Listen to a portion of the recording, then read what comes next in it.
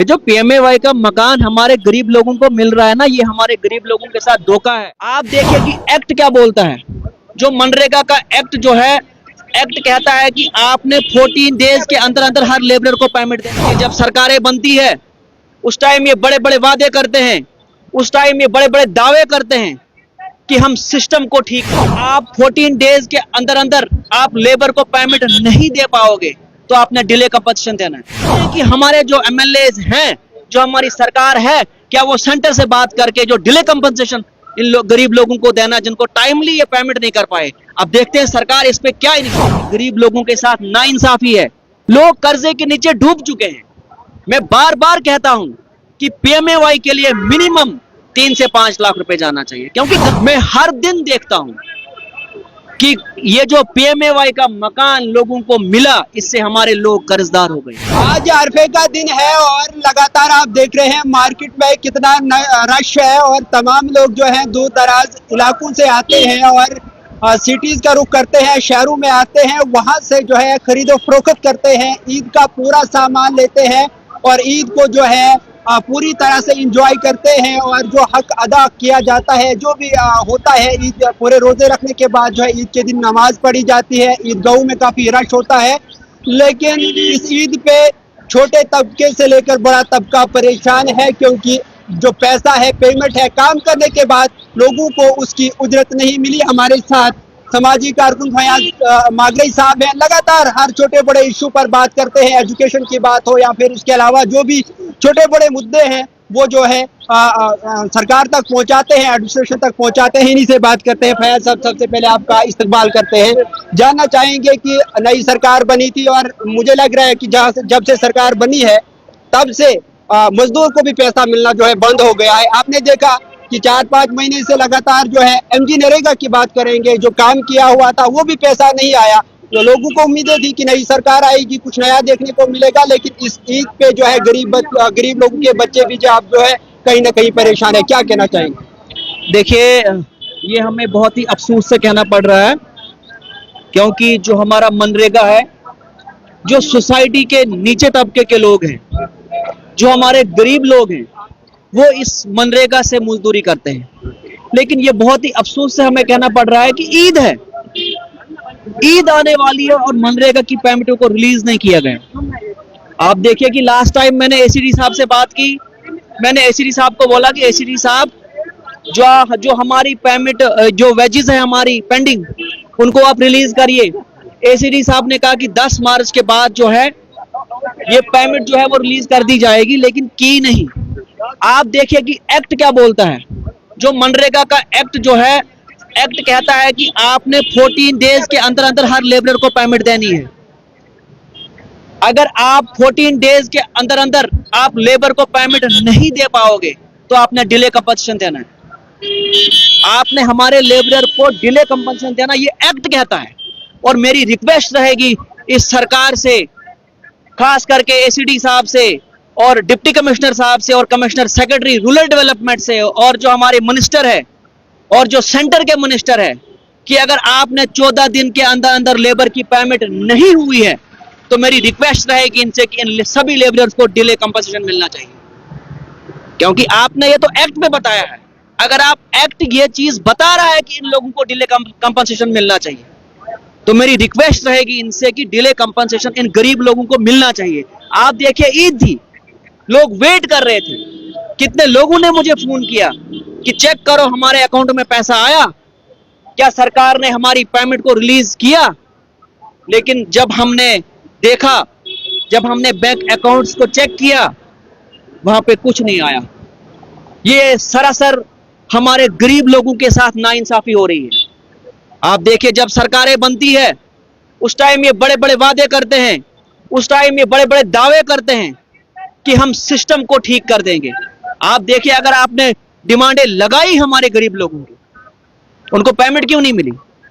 मिलनी चाहिए थी उनको पेमेंट।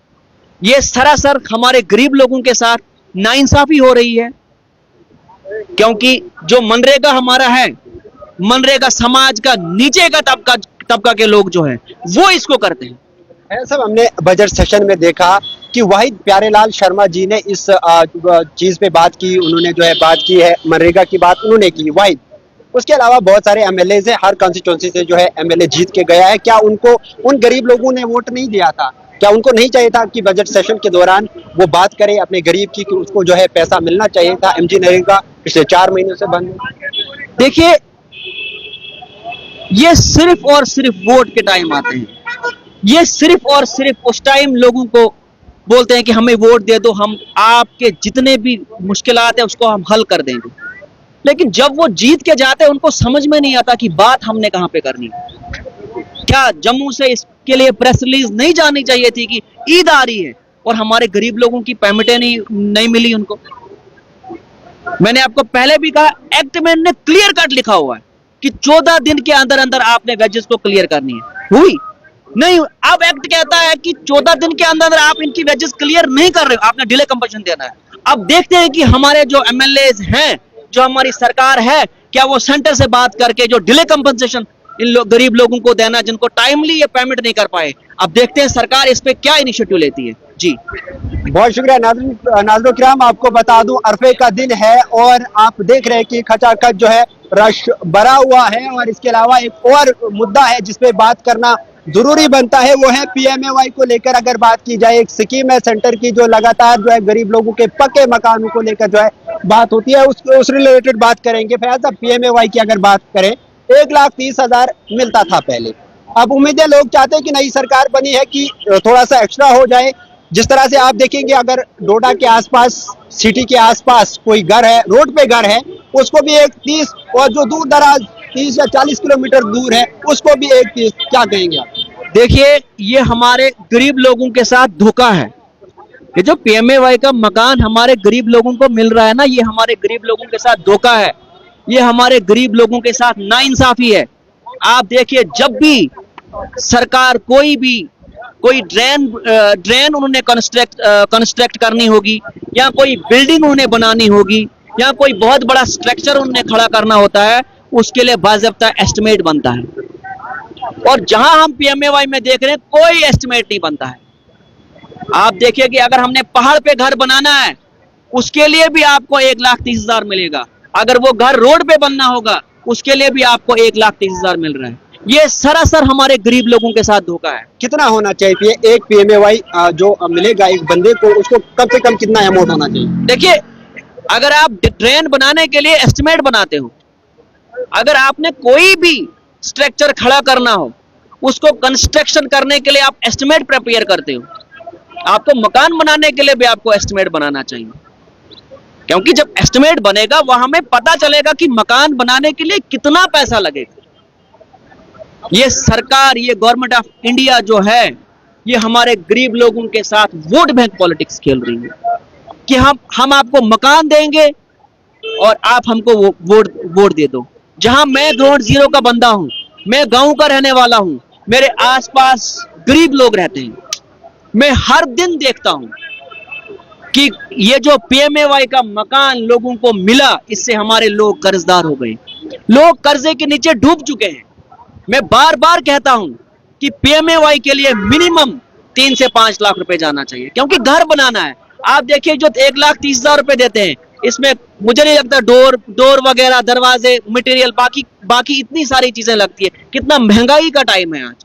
तो मेरी सरकार से रिक्वेस्ट रहेगी, मैंने इसके लिए मेल भी की है, गवर्नमेंट ऑफ इंडिया को मैंने मेल की है, यूनियन मिनिस्टर जो हमारे हैं रूरल डेवलपमेंट के, मैंने इनको मेल की है कि इसका मिनिमम 3 लाख रुपए जाना चाहिए। और वेजेस के लिए भी मैंने मेल की है, और मैंने मेल अभी दिखाई भी है कि मैंने इसमें मेल की है गवर्नमेंट ऑफ इंडिया को कि आप इसमें बढ़ाइए।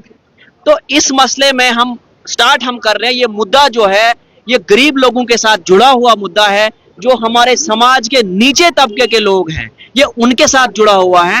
इंशाल्लाह इस मसले को हम यूटी लेवल पे भी ले जाएंगे, वहां पे भी इस मसले को हम हाईलाइट करेंगे। और मेरी रिक्वेस्ट रहेगी इस यूनियन टेरिटरी के चीफ मिनिस्टर से और रूरल डेवलपमेंट के मिनिस्टर से, वो जाके सेंट्रल गवर्नमेंट से बात करें।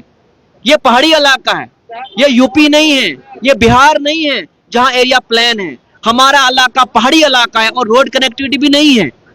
और आप देखिए, अगर रोड पे कोई घर बनाता है उसके लिए भी आप 1,30,000 रुपए देते हो, उसके बाद कोई पहाड़ पे कोई घर बना रहा है उसके लिए भी 1,30,000 रुपए दे रहे हो। ये जो 1,30,000 रुपए दे रहे हो, इससे हमारे लोग कर्जदार हो गए और उससे उनके बच्चों की एजुकेशन पे इंपैक्ट पड़ रहा है। क्योंकि जब आप मकान बना रहे हो, जब आपने कंटिन्यूसली मकान बनाने का काम हो, डेफिनेटली आप कर्जदार हो जाओगे। और बहुत सारे मुझे फोन आते हैं, वो कोई दिन नहीं है जिस दिन मुझे ये फोन नहीं आता है कि आप मैं बैंक से लोन निकाल के दे दूं। हमको लोन चाहिए, हमको अपने मकान को कंप्लीट करना है। तो इससे हमारे गरीब लोग जो है वो कभी ऊपर नहीं उठ सकते हैं। क्योंकि मैं बार बार कहता हूं कि अगर आपने लोगों की, हमारे गरीब लोगों की तकदीर को बदलना होगा, वो सिर्फ और सिर्फ आप एजुकेशन से बदल सकते हैं। और इस चीज से हमारे लोग जो है वो कर्जदार हो चुके हैं, और जिस चीज से उनके बच्चों पे एजुकेशन पे इंपैक्ट पड़ रहा है। जी बहुत शुक्रिया। नाज़रीन किराम, आपको बता दूं, जिस तरह से फयाज साहब ने कहा कि 1,30 दिया जाता है, 1,30,000 दिया जाता है, उसे लोग कर्जदार होते हैं। और हकीकत यह है कि 1,30,000 में आज बनता कुछ नहीं है। लोग कर्जदार हो रहे हैं क्योंकि उनको बताया जा रहा है कि जनाब आप जल्द और जल्द जो है काम लगाइएगा, अपने पुराना मकान जो है उसको काटिएगा और नया बनाइएगा, और 1,30,000 में कहीं भी मकान नहीं बन सकता है। आप देख रहे हैं। और साथ में अगर आपको बता दूं, नरेगा की जब बात आती है तो नरेगा में जिन लोगों ने पिछले 4-5 महीने से काम किया था उनको पैसा नहीं मिला है। और आज अरफे का दिन है, लगातार आप मेरे पीछे अगर देखेंगे तो कितनी भीड़ है, और इस जगह पर आप भीड़ नहीं देखेंगे आगे पीछे। और आज अरफे का दिन है, इतनी भीड़ है, और इस भीड़ के दौरान भी अगर देखा जाए तो गरीब लोग जो है कहीं ना कहीं कर्जा उठा के आज भी आया होगा अपने इस बाजार में।